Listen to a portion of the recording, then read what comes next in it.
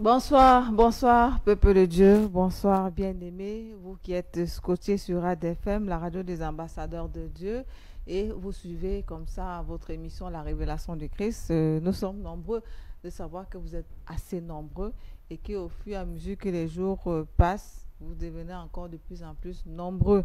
Une fois de plus, le Seigneur va, au travers de son serviteur, bénir des personnes, bénir des familles, pourquoi pas bénir même des nations au travers du message qui sera encore donné ce soir. Soyez tout simplement scotchés et suivez cette émission avec le cœur et vous pouvez entendre avec vos oreilles. Il est encore là ce soir pour nous parler de la part du Seigneur. Lui, c'est le prophète Daniel Bokam que j'accueille comme ça dans ce studio. Bonsoir, prophète. Bonsoir ma fille, et bonsoir au peuple de Dieu. Je vous sais en bonne santé et je le sais, c'est le cas pour toi ma fille. Oui, ça va très bien par la grâce de Dieu. Voilà. Et le prophète se porte également bien. Par la grâce de Dieu, je vais toujours bien. D'accord. Le prophète se porte bien, ça veut dire que le message d'aujourd'hui va certainement bénir plusieurs personnes. Moi, je l'ai dit, soyez concentrés, ne soyez pas distraits lorsque l'homme de Dieu nous enseigne, parce que lorsqu'il enseigne, il y a beaucoup de paroles qui nous conseillent, il y a beaucoup de paroles qui permettent à ce que nous puissions changer la vie que nous faisons et puis que nous puissions marcher selon ce que le Seigneur aimerait pour tout homme sur terre. Donc, avant de poursuivre, on va d'abord élever la voix pour recommander tout ce que nous allons faire ce soir entre les mains du Seigneur. Père éternel, Seigneur Jésus, je te rends grâce pour toutes choses. Et je te dis tout simplement merci. C'est ton œuvre. Merci pour ton peuple, merci pour tes bienfaits. Inonde-nous de ta présence, inonde ce lieu de ta sainte présence. Saint-Esprit, révèle-toi et révèle-nous afin que nous soyons tous instruits de tes bienfaits. Par Jésus le Christ, nous avons prié. Amen. Amen. Donc, ils sont nombreux qui attendent certainement les salutations du prophète encore ce soir. Oui, je vais passer un chaleureux bonsoir à Maman Marie, de l'autre côté de Kolmesen. C'est la maman de l'autre. La maman de l'autre. C'est la maman du prophète. Bonsoir à tous mes frères. Bonsoir à toute la cellule. À la famille d'eau, à Maman Laurentine, de l'autre côté de Fougerolles, à Emmanuel Coyer, de l'autre côté de Douala, parce qu'ils nous suivent de ce côté un peu de partout. Fidèle auditeur. Et les riches Ngebaï, de l'autre côté de Loncac. Bon, ils sont nombreux. Surtout, un bonsoir particulier à Mademoiselle Diogo Marie Nadège. D'accord. Donc, partagez la vidéo, s'il vous plaît. Permettez également à d'autres personnes, à vos contacts, à vos amis et connaissances, de pouvoir se connecter à la grâce ce soir, de pouvoir recevoir la révélation du Seigneur. Vous savez, lorsque on lit la Bible, si on n'a pas la révélation du Seigneur, on va lire la Bible comme un roman. Il faudrait qu'on ait la révélation et lorsqu'on lit, savoir ce que le Seigneur dit au travers des Saintes Écritures. Et aujourd'hui encore, c'est un thème assez particulier. Vous savez, le prophète a ces thèmes, c'est pas comme pour tous les autres hommes de Dieu. Lui, il a ces thèmes assez particuliers. Donc, pour ce soir, c'est Seigneur, pourquoi moi? Voilà. Donc, je vais demander, avant de poursuivre, à l'homme de Dieu, au prophète, d'où lui viennent comme ça les inspirations par rapport aux différents thèmes des émissions, prophète? Comme je ne cesse de le dire, je suis envoyé de Dieu. Tout le monde est envoyé de Dieu parce que tout homme qui se présente devant toi te dira je suis envoyé de Dieu. Et chacun a son histoire. Chacun a son histoire avec Dieu. Chacun a son message, chacun a son mandat. L'inspiration ne peut venir que de mon enseignant qui est le Saint-Esprit. Amen. Pourquoi? Parce que je ne cesse de le dire. J'aime à le répéter. Je n'ai pas été dans une école. Je n'ai jamais été sous la grâce d'un homme de Dieu pour être instruit ou être enseigné. Mon instructeur est le Saint-Esprit. Amen. Et toutes les fois où j'ai voulu faire des choses par ma propre force, je me suis toujours retrouvé buté.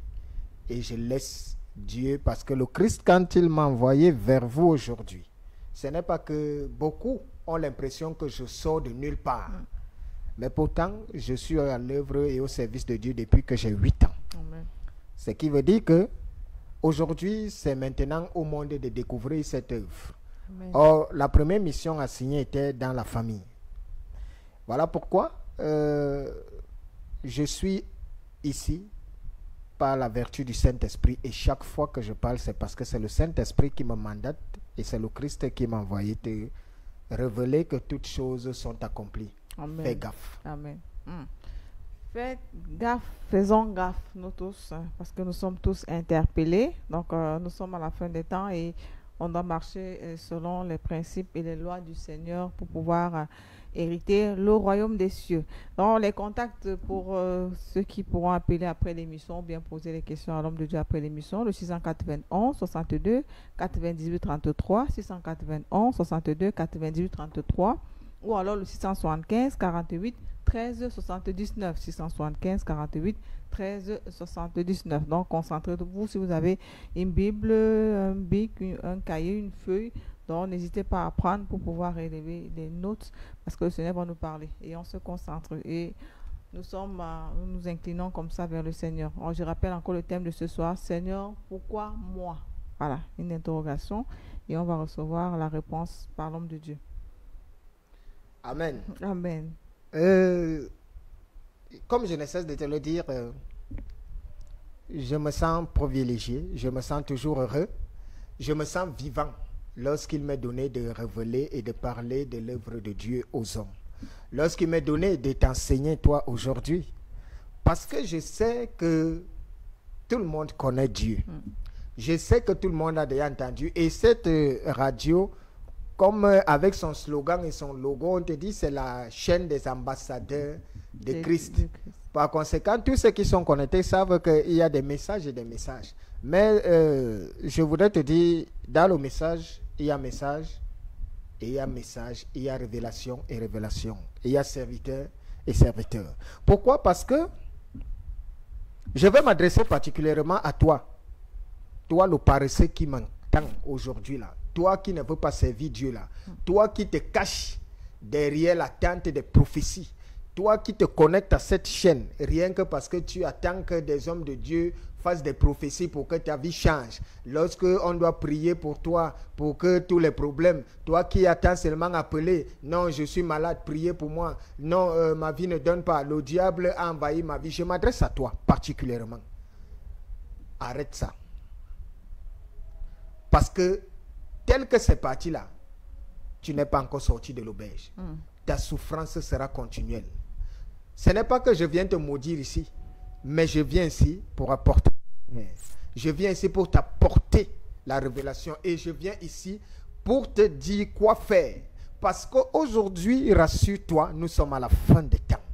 Ça peut vous paraître banal. Ça peut même susciter beaucoup de moqueries. Lorsque je dis toujours aux gens, non, rassurez-vous, c'est la fin de toutes choses. Libre à toi de croire, libre à toi de ne pas y croire. Une chose est certaine, c'est que celui qui m'a mandaté a pris le soin de me préparer à tout ça. Et quand il m'a envoyé te parler aujourd'hui, c'est qu'il m'a dit, ne va pas là-bas attendre des acclamations, des ovations. Ne va pas attendre des félicitations. Va et dis-leur. Tu auras en face de toi ceux qui ne vont jamais te comprendre.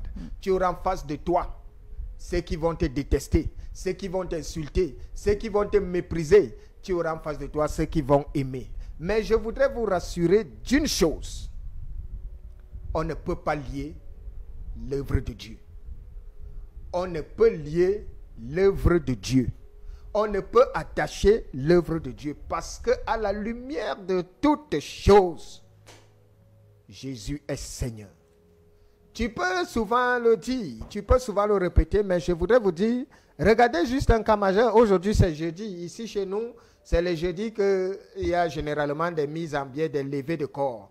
Et c'est là le moment pour les uns de souvent se retrouver face à leur destin parce que la mort est ton destin. C'est la finalité de toutes choses. Mais il y a mort et mort. Pourquoi? Parce qu'il y a ceux qui meurent et qui restent dans cet état de mort. Et il y a ceux qui meurent pour l'assurance de la résurrection. Et c'est à nous de choisir notre camp. Es-tu ami ou ennemi de Dieu? Pourquoi? Parce que les hommes se plaignent aujourd'hui. Ma vie ne donne pas. Quand un hommage, trop de problèmes. Des fois même, vous voyez des gens souffrir. Et généralement, on se pose toujours des questions. Est-ce que Dieu ne voit pas ça? Comment un Dieu si bon peut laisser tant de cruauté, tant de méchanceté? Comment un Dieu si bon peut permettre que le mal puisse envahir? Et beaucoup ont dit qu'il y a un combat sérieux entre Dieu et le diable. Beaucoup t'ont fait comprendre que la terre est sous l'emprise du diable. Et beaucoup qui n'ont même pas maîtrisé les Saintes Écritures viennent te donner des références bibliques qu'ils ne maîtrisent et ne comprennent même pas. Alors que Dieu est clair depuis jadis. Je suis le créateur de toutes choses. Si tu penses qu'il y a un combat, je ne vais m'arrêter de te répéter ça. Si tu crois qu'il y a un combat entre Dieu et le diable, alors tu n'as rien compris. Tu n'as pas encore compris qui est Dieu. Tu ne le connais même pas. Tous ceux qui sont dans cette logique, je suis désolé de choquer, tous ceux qui sont dans cette logique, vous êtes encore ignorants de qui est réellement Dieu. Pourquoi? Parce que Dieu est clair. Et ça démontre, suffit que tu ne médites pas sa parole. Parce que si tu la méditais, tu comprendrais qu'il n'y a aucun combat. Car Dieu a dit qu'il n'a pas besoin d'adorateurs. Même des pierres, il peut susciter pour être des adorateurs. Aujourd'hui, lorsque des situations compliquées nous arrivent, la première personne qu'on incrimine, c'est le diable.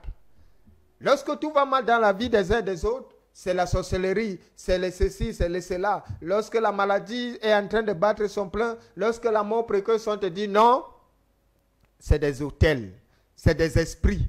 Et les hommes sont convaincus qu'il y a des esprits de maladie, il y a des esprits de pauvreté, il y a des esprits de limitation, il y a des esprits de stagnation, il y a des esprits d'échec. Et tous les jours, tu vas à l'église pour combattre ces esprits. Tu les combats matin et soir. Pendant ce temps, tu es en train de passer à côté de l'œuvre de Dieu. Parce que Dieu, lui, te dit qu'il n'existe pas un esprit qu'on appelle maladie. Dieu, dans sa parole, te dit qu'il n'existe pas un esprit qu'on appelle échec. Dieu, lui, dans sa parole, ce n'est pas un esprit qu'on appelle stagnation, limitation ou rejet. Mais il y a une conséquence qu'on appelle pauvreté. Pourquoi? Parce que tout ce que je viens d'énumérer sont des conséquences. Et la cause est la désobéissance à la parole de Dieu. La désobéissance, pourquoi? Parce que Dieu nous a donné le choix. Et le choix qu'il nous donne, il dit, je mets devant toi la vie et la mort. Je mets devant toi la bénédiction et la malédiction. Mais je te conseille de choisir la vie. Dès que tu choisis de me servir, je te mets en sécurité face à tout cela. J'ai l'obligation de m'occuper de toi. J'ai l'obligation de veiller sur ton âme. J'ai l'obligation de te rendre prospère. J'ai l'obligation de montrer aux yeux du monde que tu me sers. Mais si tu ne le fais pas, je vais t'exposer à la honte. Je vais susciter tes ennemis qui viendront te battre. Je vais susciter la maladie. Je vais te frapper de la honte, de ci et de ça. Alors, pendant que toi, tu es dans une logique, la limitation où tu te trouves là, c'est un esprit. Donc, tu dois combattre l'esprit là en allant à l'église, en allant chercher les hommes de Dieu qui doivent prophétiser pour que tout esprit de maladie, la maladie n'est pas un esprit, la maladie est une conséquence. La conséquence de toutes ces choses, c'est la désobéissance.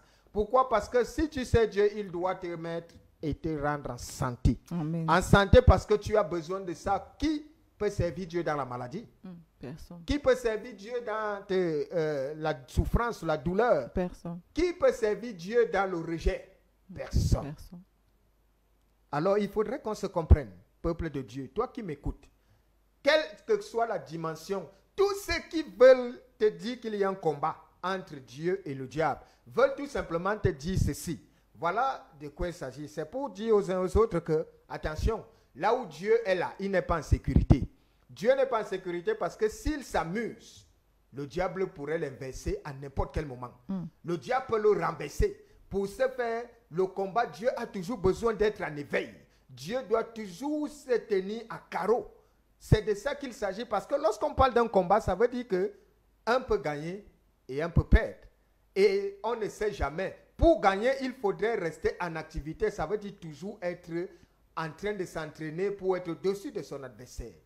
Alors si c'est ce que vous voulez, ou c'est à ce niveau-là que vous voulez réduire Dieu, je vous assure, vous n'y avez rien compris du tout. Amen. Amen. Nous n'avons rien compris.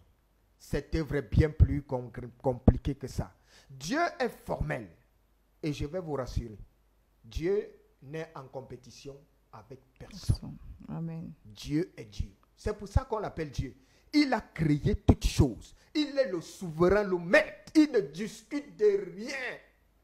Alors si tu vois, ta vie est telle qu'elle est, je vais vous dire, nous sommes nous-mêmes victimes de nos propres turlupitudes. Nous sommes victimes nous-mêmes de ce qui nous arrive. C'est parce que nous ne voulons pas servir Dieu. C'est parce que nous sommes rebelles à l'œuvre de Dieu. C'est parce que nous manquons de sérieux. Pourquoi? Parce que vous verrez des gens, moi j'ai l'habitude de voir des gens qui viennent me voir. Et lorsqu'ils viennent vers moi, l'homme est perfide. L'homme est incrédule, hypocrite. Il est mesquin. J'ai souvent reçu des gens, quand tu vois quelqu'un venir devant toi, il a les larmes aux yeux et te dit non, ma vie ne donne pas, j'ai déjà tout fait, je prie Dieu, mais pourtant je n'ai... Alors qu'il n'a même pas un seul souci de servir Dieu. Il cherche un marabout caché. Il cherche là où, parce qu'il est dessus, là où il était. Il n'a pas reçu ce qu'il voulait. Maintenant, il se met à aller d'endroit en endroit. Des maisons de Dieu, il mélange entre Dieu et les marabouts. Ça s'entremêle là, mais il vient devant toi. Ce que vous oubliez, c'est que il y a deux choses quand tu viens devant la face de Dieu, où tu en sors de là avec la bénédiction ou la malédiction. Dieu connaît la nature de tout un chacun. Moi, je ne suis qu'un homme. Tu peux venir devant moi et tu joues ta comédie, mais moi, je ne suis qu'un homme. Dieu, lui, il est Dieu, il te voit.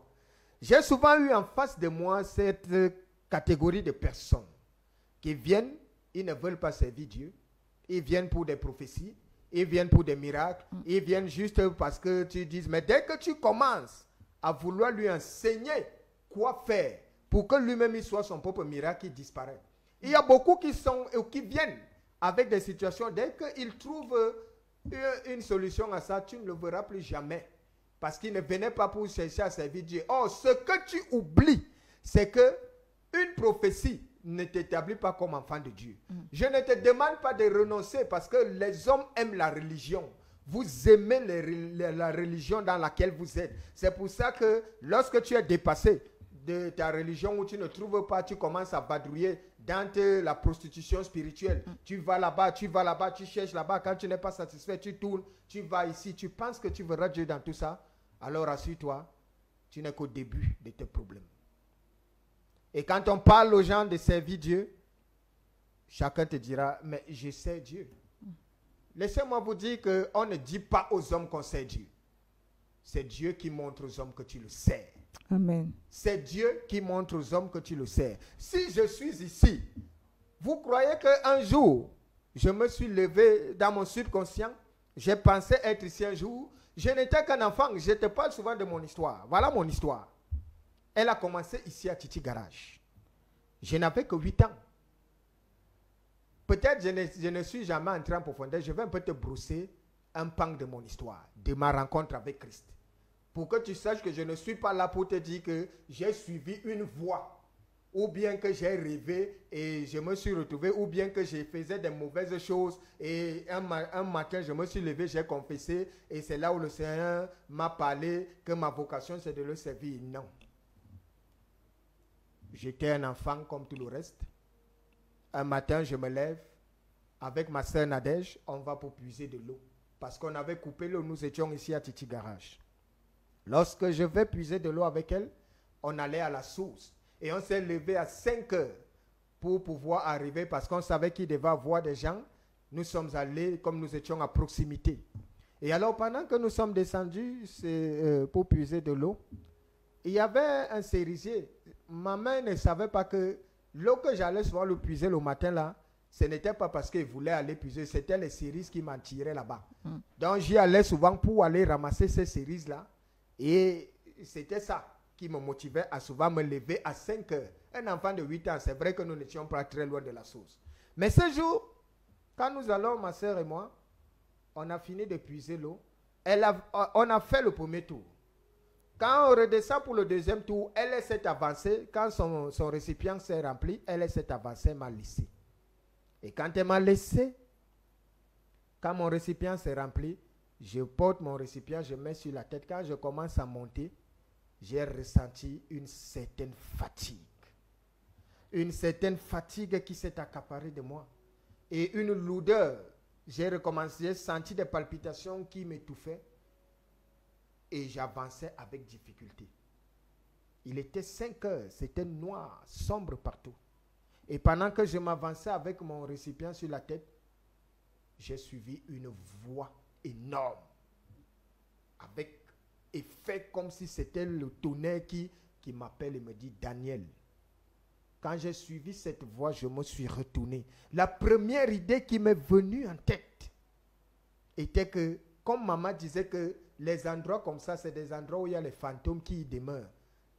J'ai eu peur parce que je me suis dit, ça doit être des fantômes. Et je me suis retourné. Je regarde à gauche, je regarde à droite, je regarde, je ne vois rien. Je me retourne. Quand je continue, je fais encore quelques pas, la même voix m'appelle, Daniel. Et je me retourne, je demande, c'est qui? En tremblotant. Alors, pris de peur, je me suis arrêté. J'ai commencé à regarder à gauche, à droite, si j'apercevrais une silhouette qui viendrait pour que je jette mon récipient, ne serait-ce que pour voir d'où ça me viendra. Et je suis resté là quelques minutes, je n'ai rien vu. Quand je me retourne, la voix m'appelle encore et la voix me dit, je t'envoie sauver ton père, ta mère et toute ta famille. Et je demande encore, c'est qui?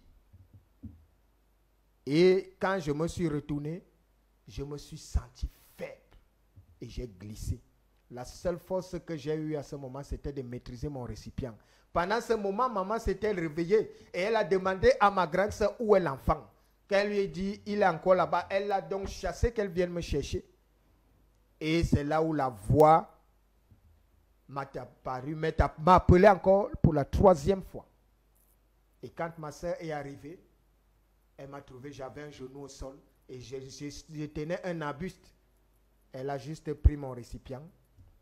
Quand elle a pris mon récipient, je me suis levé et j'ai commencé à la suivre. Dès que nous sommes arrivés à l'entrée du portail, je me suis écoulé. Quand je me suis écoulé, ma maman a commencé à me dire, voilà, c'est toujours comme ça que tu es. Elle s'est fâchée. Je me suis relevé et subitement, je commence à vomir. Elle est allée dans la chambre, elle a pris les remèdes du palu qu'elle est venue me donner. Comme moi, je ne buvais jamais parce que sous mon lit, dès qu'on me donnait des comprimés, je balançais là-bas. Je suis allé me coucher. Et quand je me suis couché, je grelottais. J'étais tout tremblant. Vers 11 h du matin, quand le soleil est apparu, je me réveille. Peuple de Dieu, écoute-moi bien. Je me réveille et à mon réveil, je vois des gens. Ces gens avaient des longues ailes et des robes blanches avec des épées à main. Je les vois d'autres qui sont en train de passer au travers des murs. D'autres qui sont là et ils me regardaient tous. Quand je regarde des gens, j'ai été effrayé. C'était des anges. Amen. C'était des anges que je voyais chez nous. Et j'ai vu le ciel ouvert, d'autres qui descendaient, qui montaient. C'est comme ça que je me lève en courant, j'appelle mon frère aîné Jimmy.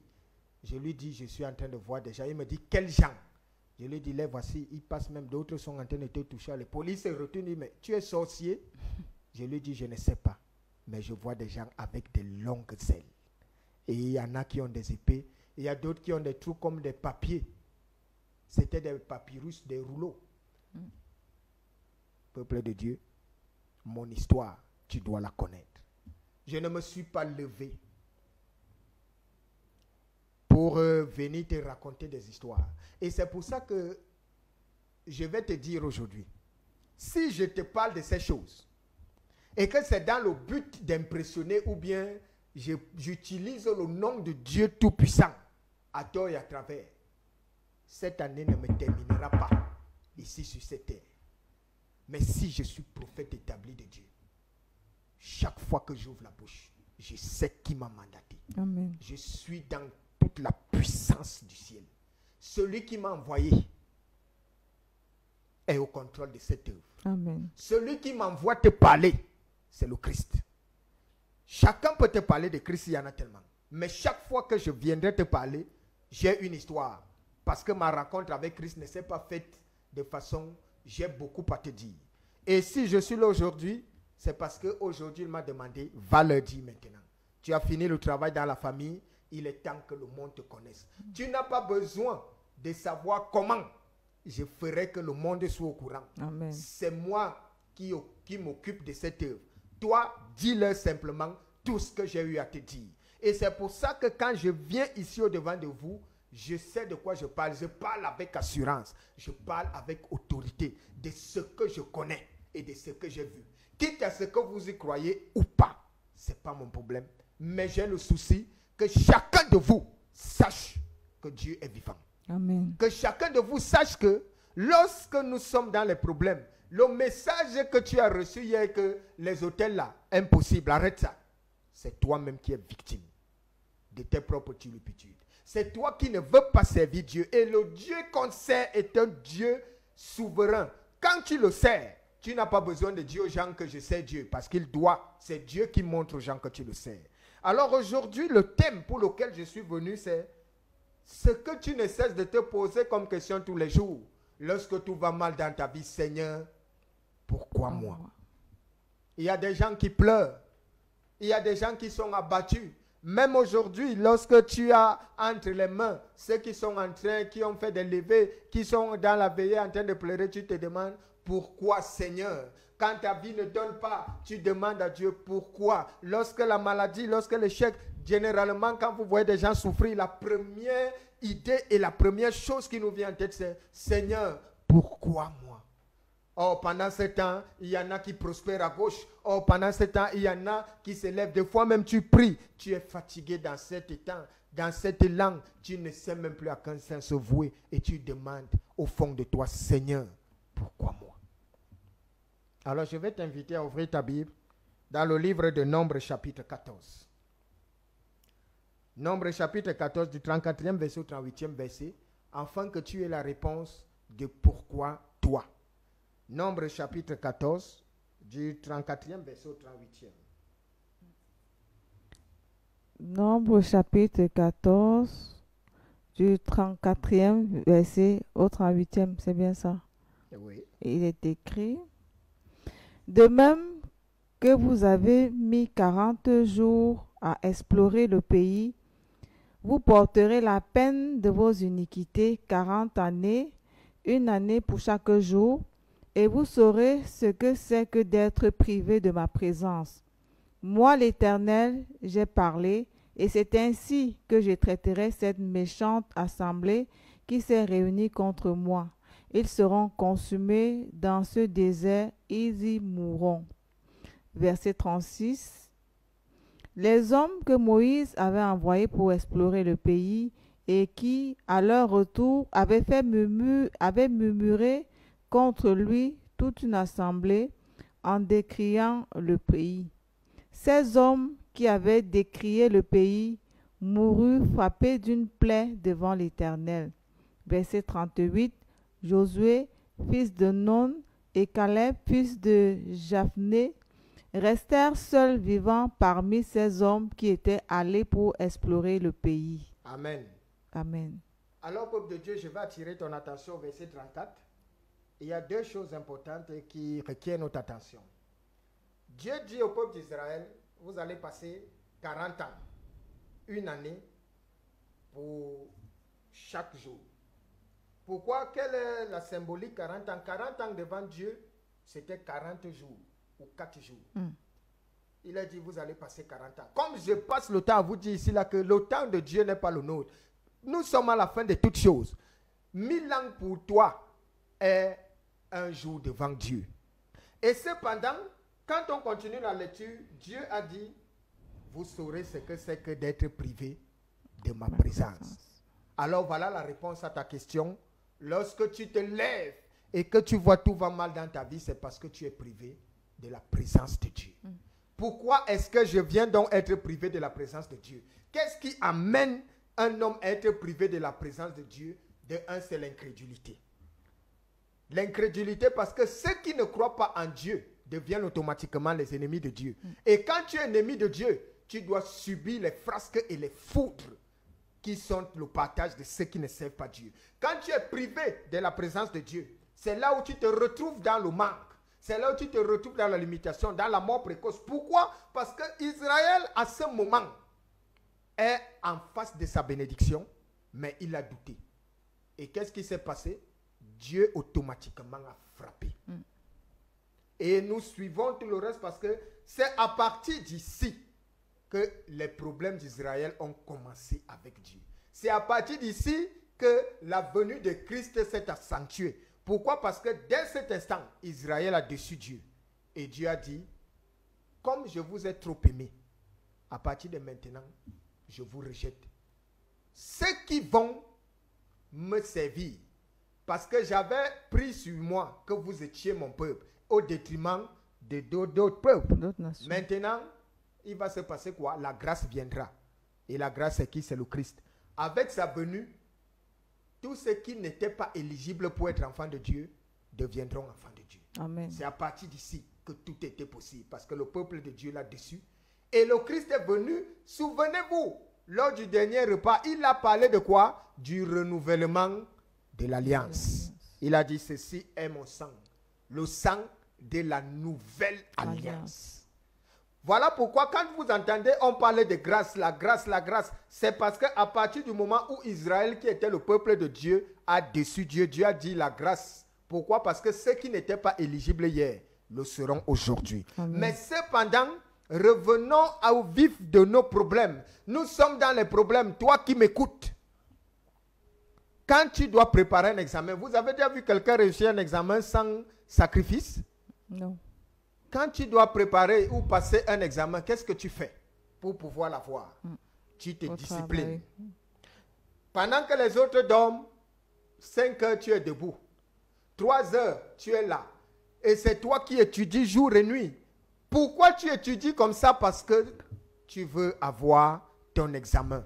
Et pour avoir donc ton examen, tu sais que tu dois discipliner ta vie.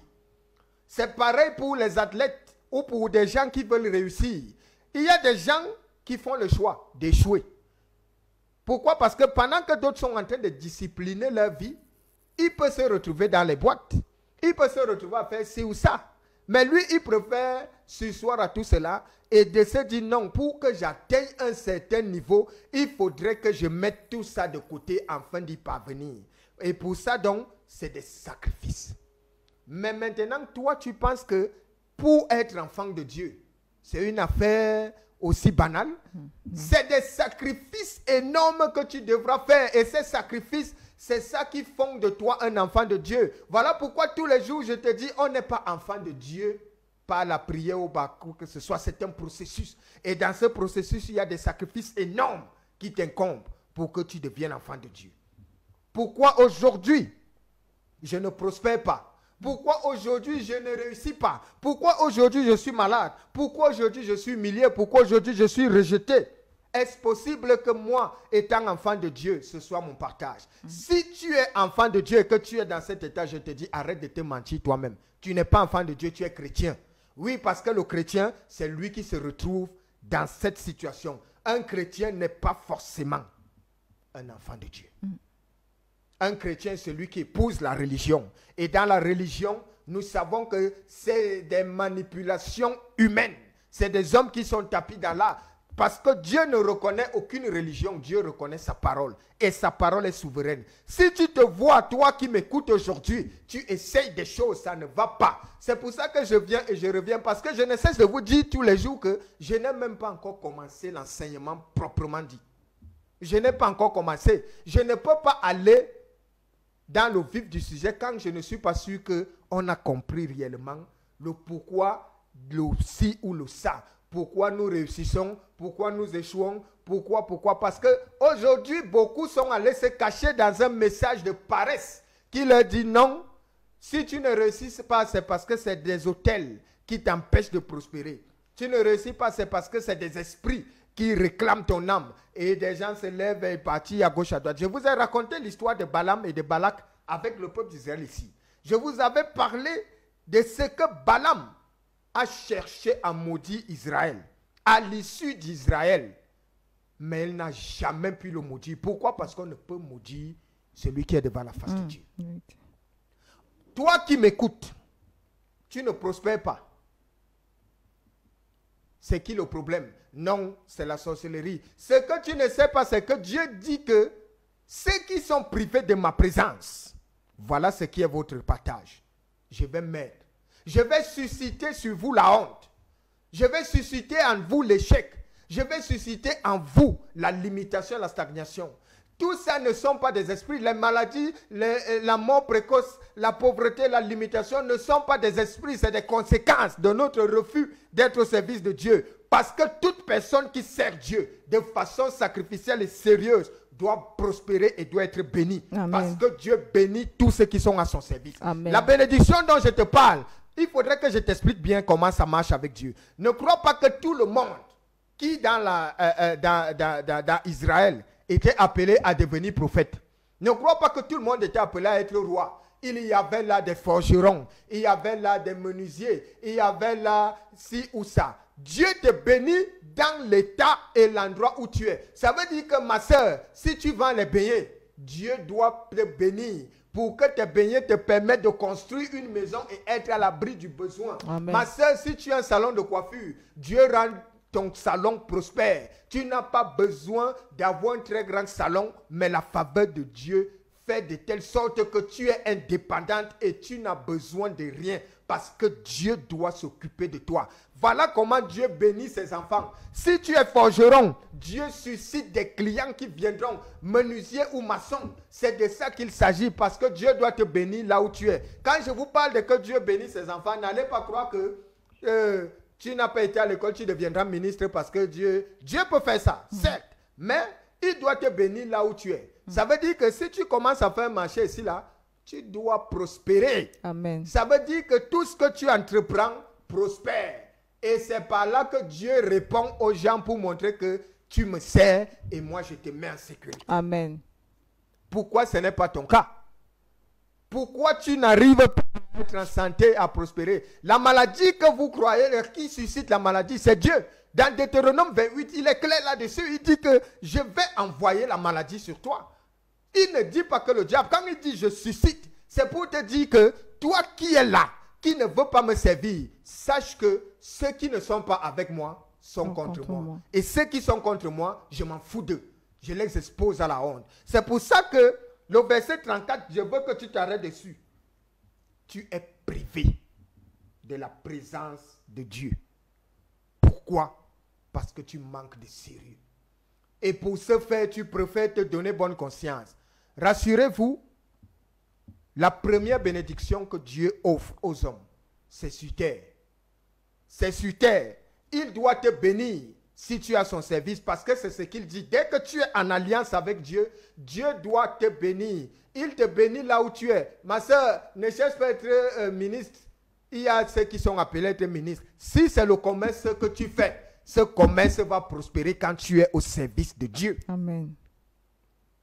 Pourquoi, quand tout va mal, on accuse la sorcellerie? Je vais donc vous réexpliquer comme je ne cesse. C'est pour ça que je reviens dessus parce que beaucoup n'ont pas compris.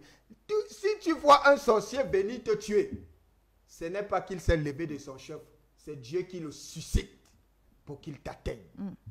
Pourquoi? Parce que même ceux qui sont à son service, Dieu suscitera toujours des ennemis. Mais quand Dieu les suscite, s'ils te trouvent établi, ils ne pourront jamais t'atteindre.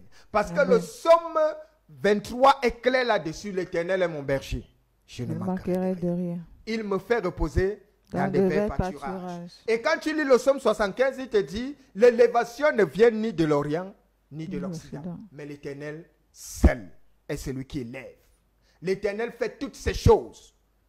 Et aujourd'hui, toi, tu es tourné vers un message de paresse. Un message qui incrimine un diable qui n'a aucun pouvoir sur toi. Tu incrimines, c'est toi-même ce diable. C'est toi qui es à l'origine de tout ce qui t'arrive.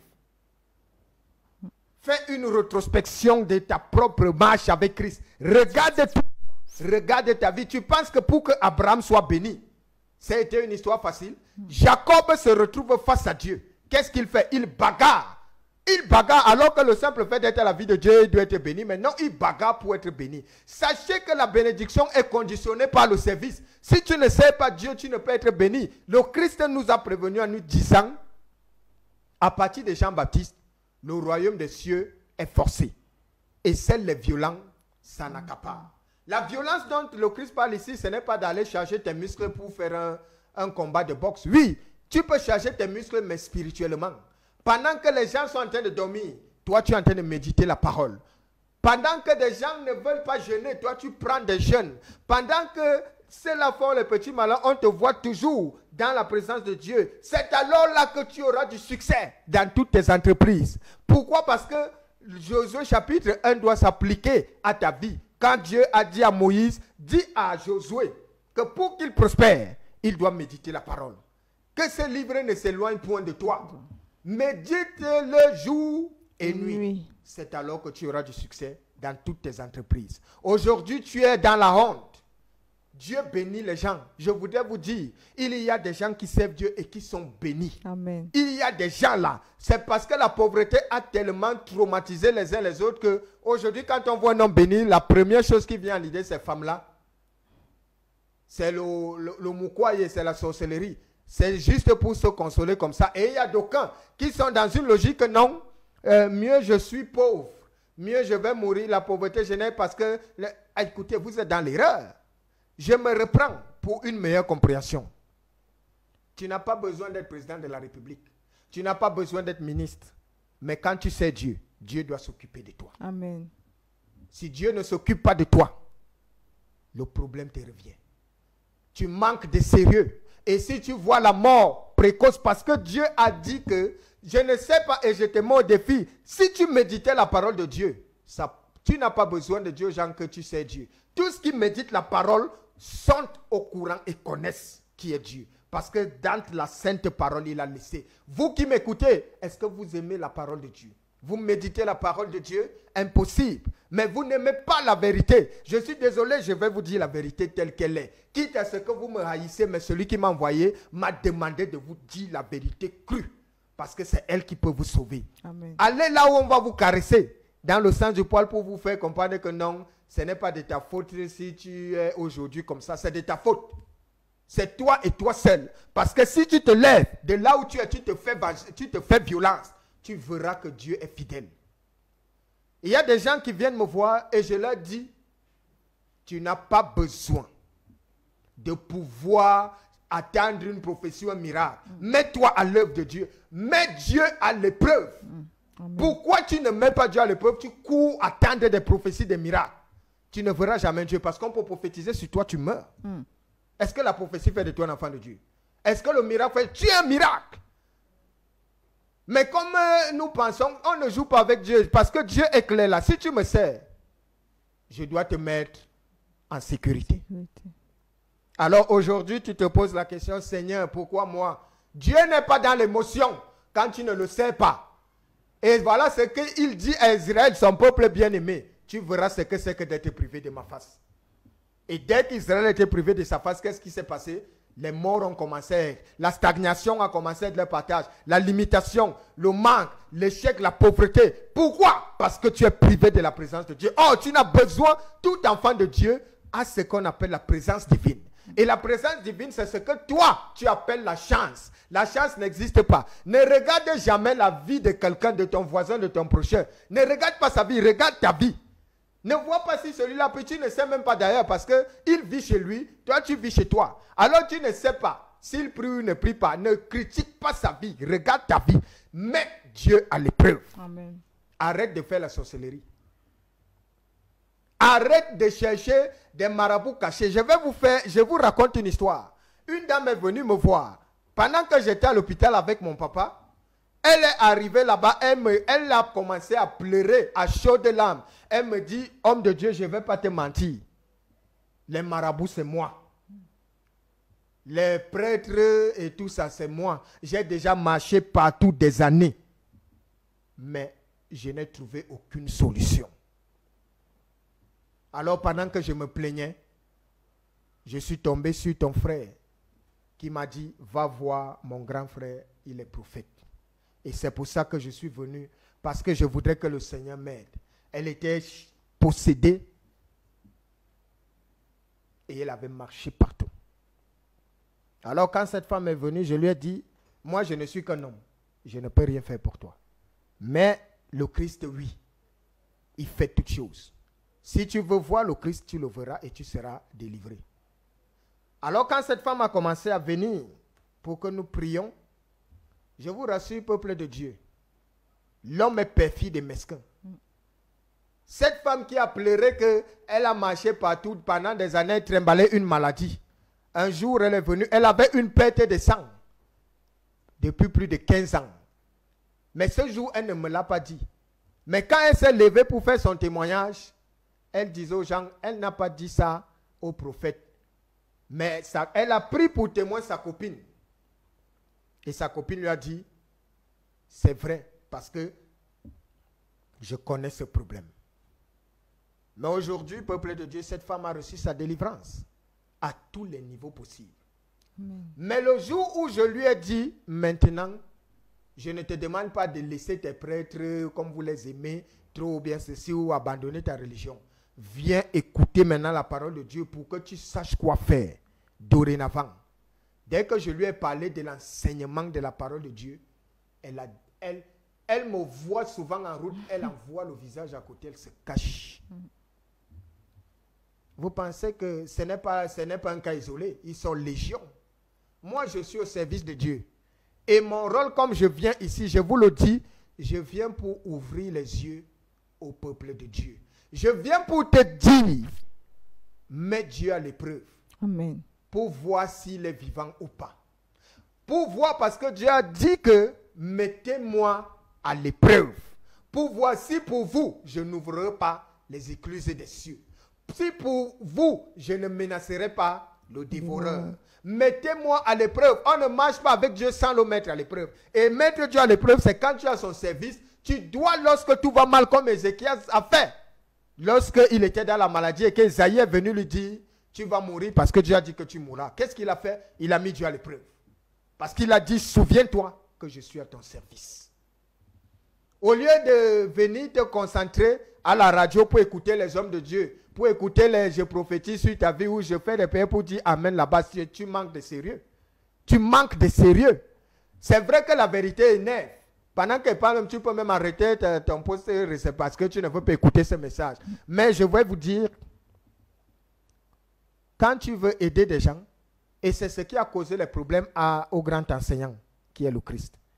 Il venait dire la vérité aux hommes pour sauver. Quand tu veux sauver des hommes, dis-leur la vérité. Parce que si je viens, je ne vous dis pas, et que je peux entrer dans ce jeu. Il y a des hommes, mon premier combat, peuple de Dieu, c'est dans ma famille. Hein? Tous ceux qui m'ont vu, ils m'ont vu à 8 ans commencer cette œuvre. Ils ont vu, cette grâce les a toujours sauvés et soutenus. Mais du jour au lendemain, beaucoup se sont levés et me combattent aujourd'hui. Dans ma propre famille, il y a certains là qui me... Oh, cette grâce les a sauvés et sauvent encore. Mais ils me combattent. Ils préfèrent dire non, ils disent que... D'aucuns disent non, si tu ne vas pas t'asseoir sur la grâce d'un autre homme de Dieu, ceci, cela et tout ça. Dans ma famille, c'est là-bas que mes propres combats, d'aucuns ont remis même en question. D'autres disent même que c'est la divination. Dieu ne se manifeste pas aux enfants. Alors que cette grâce, depuis que j'ai 8 ans, ne cesse de les sauver. Et vous voyez, c'est pour vous dire que c'est quoi comparé à ce que les gens, ou qu'on m'insulte ou pas. C'est d'abord dans ma propre famille que ça devait me faire mal. Mais je m'en fous. S'ils veulent y croire ou pas, mais tous les jours, quand je leur dis, je mets mon Dieu à l'épreuve, ils connaissent les retours de ça. Il y a des gens qui, cette grâce a eu à relever leur famille du néant. Et ils ont toujours vécu ça. Mais celui-là, il va se lever, il va faire une école biblique. Maintenant, il vient me combattre.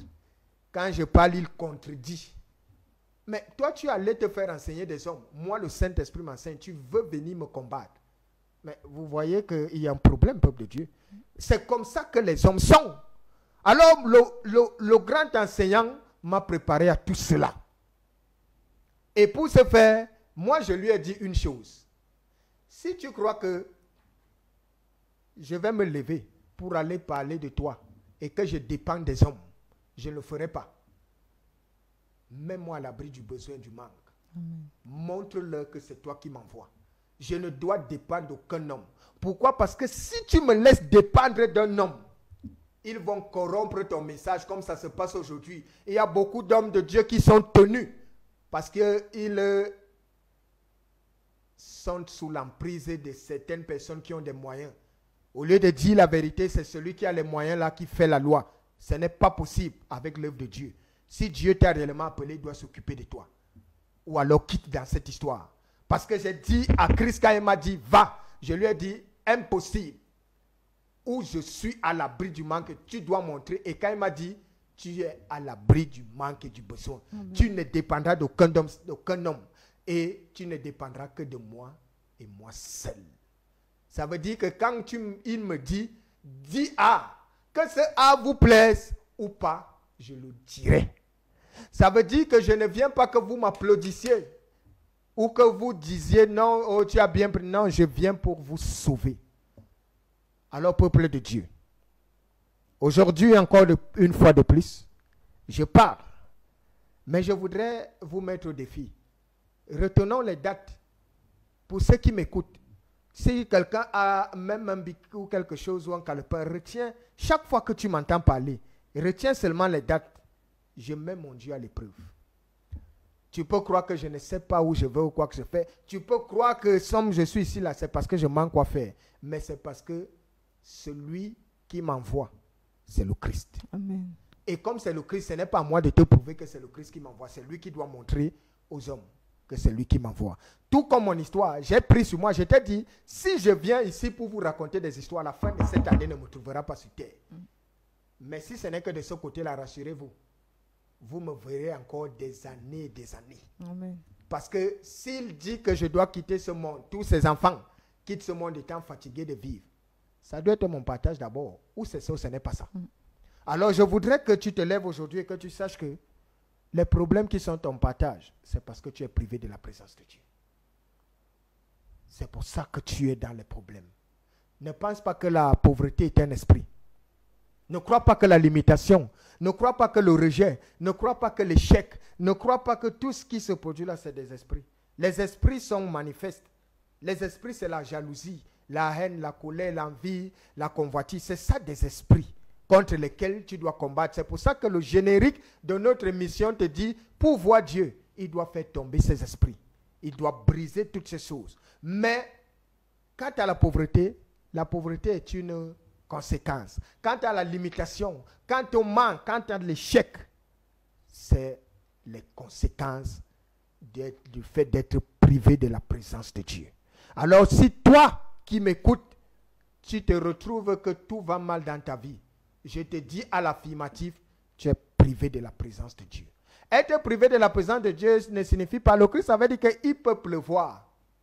Et Dieu fait pleuvoir la pluie sur les justes comme sur les injustes.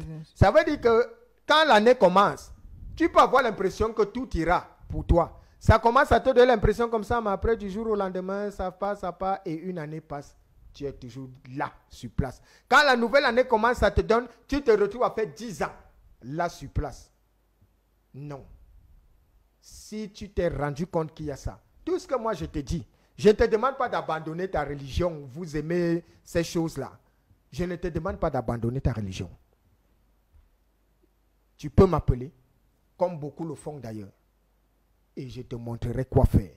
Et maintenant, c'est pour que là où tu iras, où que tu sois, tu saches maintenant quoi faire et comment faire.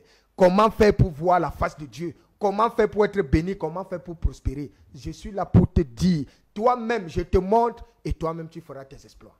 Alors, peuple de Dieu, retiens en ce jour, je suis venu pour te dire une chose. C'est le fait d'être privé de la présence de Dieu qui te pousse à te poser la question, Seigneur, pourquoi moi? Merci prophète pour ce message. Seigneur, pourquoi moi? On s'est longtemps lamenté avec cette phrase, Seigneur, pourquoi moi? Qu'est-ce que j'ai fait? Pourquoi est-ce que je suis venu accompagner les hommes sur terre? Pourquoi moi je souffre comme ça? Donc tellement de questions. Donc on doit servir le Seigneur en vérité et on doit marcher avec le Seigneur. Lorsque le prophète l'a dit, lorsque on est privé de la présence du Seigneur, on va tout simplement vivre dans le manque, dans les difficultés. Et pourquoi Ça pas, ira dans tous les sens. ça ira dans tous les sens, de partout. Donc, véritablement, retournons-nous vers le Seigneur. Et il a dit, vous pouvez également l'appeler. Puisque l'émission est finie, vous pouvez envoyer des SMS et poser toutes les questions que vous voulez poser à l'homme de Dieu. Je suis disponible de jour comme de nuit. Il va répondre. Quelle que soit la nature ou l'ambiguïté de la question, je suis disponible parce que celui qui m'a envoyé est au-dessus de toutes choses. Amen. C'est le Christ. 691 62 98 33, 691 62 98 33 ou le 675 48 13 79, 675 48 13 79. Prophète, nous sommes arrivés au thème. Je voudrais te dire, peuple de Dieu, l'enjeu est compliqué. J'ai le souci que tu sauves ton âme. J'ai le souci que toi-même tu fasses tes propres exploits. Beaucoup, je ne viens pas ici. Si je venais ici et que je commence à te dire, non, voilà, venez, il y a des miracles, il y a une atmosphère de guérison, il y a de ceci, je ne vous aide pas. Ça ne vous aide pas. Ce n'est pas ça qui fera de vous des enfants de Dieu. Moi, je suis là pour faire de toi un serviteur de Dieu. Et tu n'auras plus besoin de dire quoi que ce soit. Tu verras toi-même si ce que je te dis est vrai ou pas. Amen. Retrouvons-nous jeudi prochain, lorsqu'il sera 20h, mais déjà samedi, nous serons du côté de la cellule de prière. Oui, oui. Il y a des auditeurs qui appellent déjà. Oui, samedi, nous on communie ensemble. Samedi, chaque samedi, nous sommes là-bas, nous prions, nous chantons et Dieu se manifeste. Amen. Tu peux aussi venir voir. Et ne viens pas pour tenter ou bien viens pour mettre Dieu à l'épreuve. Amen. 691 62 98 33, 691 62 98 33, 675 48 13 79, 675 48 13 79. Bye bye. Bye. Shalom.